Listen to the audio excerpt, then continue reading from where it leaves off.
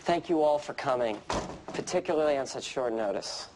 I've been waiting to have this meeting for 7 years. Then let's get right to making up for lost time. If we could go around the table. Terry Anders, the solar cell project. Riley Sheets, Ethanol Works. Wind Now, Corinne McKenna. Paul Tomensky, Hydrogen Caucus, and I've been waiting a while for this, too. You guys sound like my mother. When I call, all she does is complain how I never call. I'll try to keep everybody straight. I should have made little symbols, a picture of the sun, ear of corn, cloud blowing out its cheeks, and for hydrogen... The Hindenburg? Hydrogen didn't cause the Hindenburg fire. It was the aluminum powder coating. Really? The stuff's used as rocket fuel. But hydrogen is extremely flammable. So is gasoline. Okay. Did she say flammable? She meant combustible. Guys. Hydrogen burns with a colorless flame. The Hindenburg burned red. Where's your humanity? Okay, then. Solar energy is very simply the answer. It's clean, it's accessible, and we're not running out of it anytime soon. And when we do, we'll be having bigger problems. We could replace all the fossil fuels we're burning today simply by covering 220,000 square kilometers with solar cells. Isn't that a lot? Piece of land, 300 miles on each side. Yeah, see, that's kind of a lot. This will give you an idea of what we're talking about.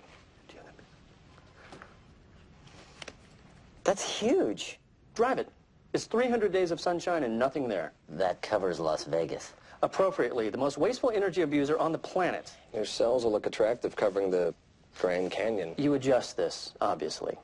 Finding square footage in the desert west will not be the problem. Well. Manufacturing that many solar cells. We'd have to pick up the pace some. Yeah, you might say, since all the solar cells ever made up to this point would barely cover 10 square kilometers. So, just 219,990 to go.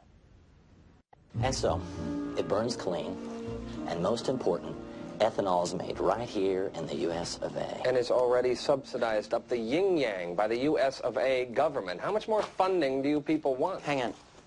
Some claim it's not all that clean. The EPA is certified it reduces carbon dioxide and hydrocarbon tailpipe emissions by up to 30%. And releases more nitrogen oxide and makes the entire fuel and mixture evaporate easier than pure gasoline, causing more smog. It's climate dependent.